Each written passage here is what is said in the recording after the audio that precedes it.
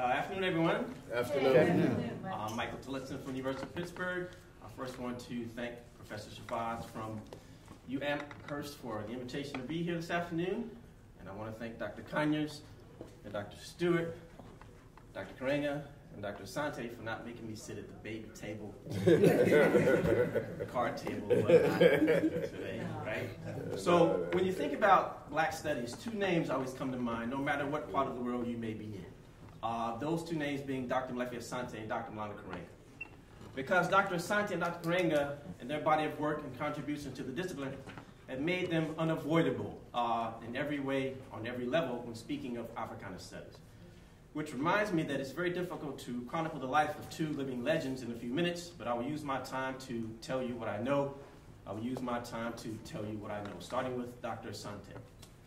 When you talk about a hard-working soldier, you have to look no further than the 6th and the 8th floor of Gladfelter Hall at Temple University for Dr. Asante.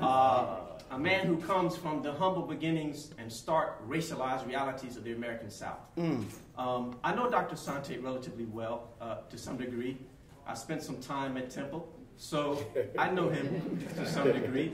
But one thing I've always wondered, still today, what made him believe that he, a kid who used to pick cotton and tobacco after school in the dusty fields of Valdosta, Georgia, what made him think that he could do battle with the state legislator in Harrisburg, Pennsylvania, to make the case for the first PhD program in African studies in the world? Strong. I still wonder what made him a kid who had a shoe shine stand after school, who walked the dirt and gravel roads of Valdosta, Georgia, believe that he could convince at the time President Leah Corus and the Board of Trustees at Temple University that Temple is the best place for the first PhD in African studies in the world. Now, mind you, to this day, I still don't know what made him believe that he could do that. But what I do know is what motivated him. And what motivated him is his love for African people. That's what motivated him then, and that's what motivated him now, in my view. Because how else do you write 77 books, 500 articles, and chair over 170 dissertation committees if you don't love Africana people? And also be a regular contributor to African newspapers, and also remain the editor of the Journal of Black Studies for 4 decades, and be a man who, again, single-handedly developed the curriculum for the first PhD program in Africana Studies in the world. He's also the writer of the preamble for the United States of Africa, a document that should move Africa forward in its quest for self-sovereignty and unification, and he was the architect of the intellectual idea Afrocentricity, that disrupted, enlightened, and rocked the American Academy off of its Eurocentric intellectual hegemonic foundations, Afrocentricity. And 35 years after the book, Afrocentricity, The Theory of Social Change, burst onto the intellectual landscape, Afrocentric theory is still being explored as we move forward in the middle of the 2nd decade of the 21st century. Afrocentricity is still alive and well and being taught and studied at colleges and universities all across the United States and all parts of the world in various capacities for human betterment. And one could witness the robust fitness of the Afrocentric project by visiting the Center for African Renaissance in South Africa. South Africa is also the home for Stanley McKee's training program at the University of Witwatersrand. There are new programs in Afrocentricity at the Universitario del Pacifico in Buenaventura, Colombia. There are Africa Mod programs in Paris, France. Also in France is the Manebook Editions, an Afrocentric publishing house. In South America and Brazil is the Brazilian project, Quilombismo, articulated by the late Abdias Nascimento and his progeny still today. In 2010 in Philadelphia, we have the Molefi Kete Asante Institute was founded. And also invested in the world of international politics is Afrocentricity International, the political activist group of the Afrocentric movement. And so these developments bode well for freedom and thrust Afrocentricity into the 21st century with great fervor and possibility for African-descended people. But the base, I want to remind us, the base of his achievements, in my view, lie with the bold assertion in 1980 that African people should be seen as subjects and not objects. That they could create, that they could calculate, that they could build, but most importantly, that they could reason the larger ideas of the human story. Oh, Michael. And so,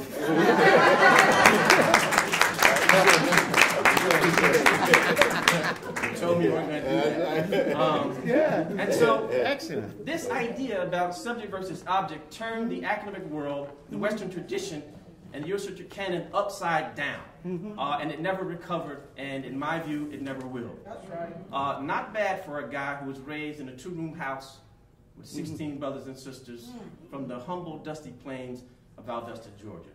Not bad at all. Dr. Asante.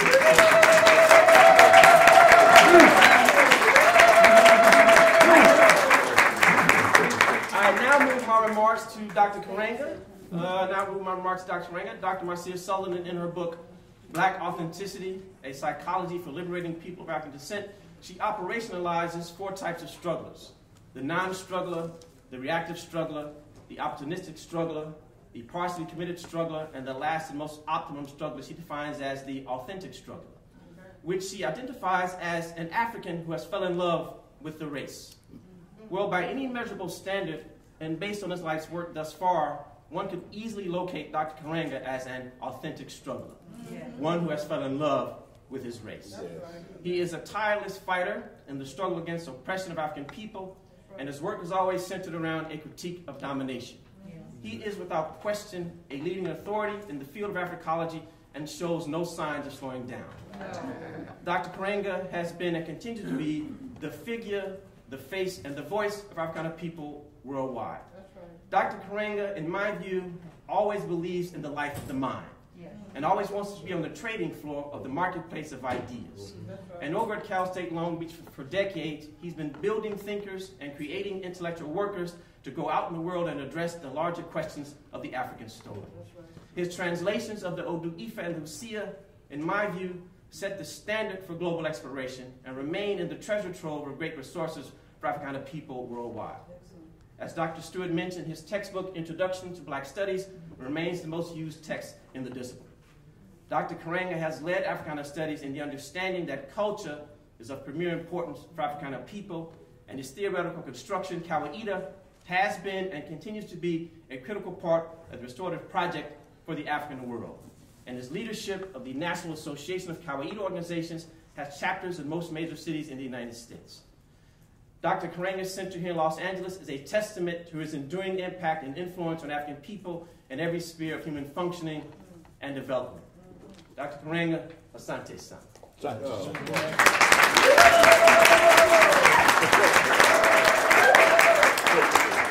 I'll close out by saying that the title of this roundtable is From Our Foundation to the Future, Maulana Karenga and Molefi Asante in the Making of Africana Black Studies. I've spoken very briefly about the foundation through the contributions of these two giants a bit, so now I'm going to speak very briefly about the future. Africana Studies in the 21st century, accepting our ancestral assignment. In Africana Studies in the 21st century, we accept our ancestral assignment when we remember what the sign on the door says. When you mention Africana Studies in the public sphere, oftentimes you'll find that the nature of the debate, the tone and tenor of the argument, the intellectual complexion of the conversation takes on very interesting meanings because of the way Black Studies was developed. And that was through struggle and resistance. Struggle and resistance. And because of that, Africana Studies has always been a source of sort of cognitive dissonance and frustration for many people, both inside and outside the American Academy on many levels. But African-centered, I repeat, African-centered Africana Studies remains and will always be a thorn in the side of many, and that's a good thing because as soon as its detractors get too comfortable with Africana Studies, it will lose its majesty and its meaning and its power. And so that tension that some academics feel towards the discipline, that dynamic tension that Africana Studies creates and brings to bear is what gives it its majesty and its meaning in the world. And so we must remember that because African-centered Africana Studies is not about rainbows and lemonade stands and happy thoughts. African-centered Africana Studies is a contentious intellectual enterprise, and that's the way it should be. Because in the 21st century, Africana Studies is still about challenge, it's still about correction, but primarily it's about accepting our ancestral assignment.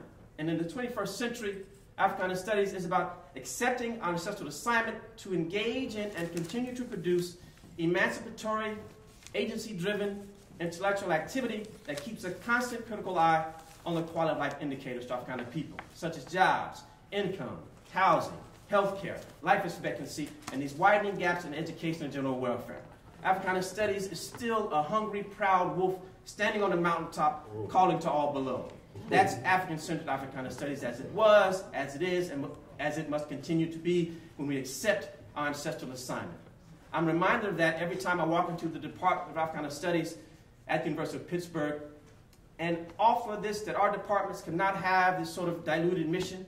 Our departments cannot have this sort of sanitized, homogenized existence, which means we must pay close attention to what the sign on the door says. We have to pay close attention to what the sign on the door says. Because the sign on the door says Africana Studies. The sign on the door says Black Studies. The sign on the door says African American Studies. The sign on the door says Pan-African Studies. That's what the sign on the door says. The sign doesn't say American Studies. The sign doesn't say Area Studies. The sign doesn't say Global Studies. The sign doesn't say Cultural Studies. It doesn't say none of that. The sign on the door says Africana Studies, Black Studies, Pan-African Studies, and African American Studies. Thank you. That's what the sign on the door says.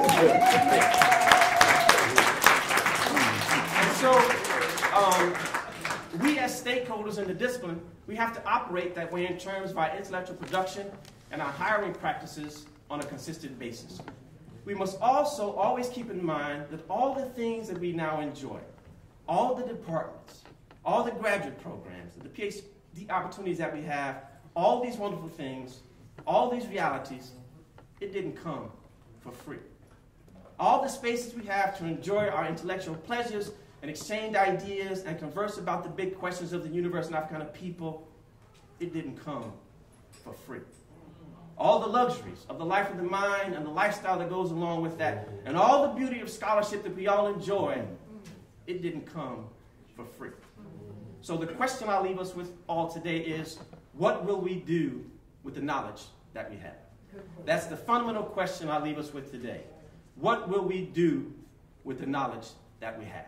So going forward into the future, we must produce agency-driven, emancipatory, anti-hegemonic intellectual discourse and literature that can be translated to Africana people in a digestible form that continues to serve the needs and interests of Africana people in every space, in every corner, and every way. So again, I ask, what will we do with the knowledge that we have? Because the sign on the door, it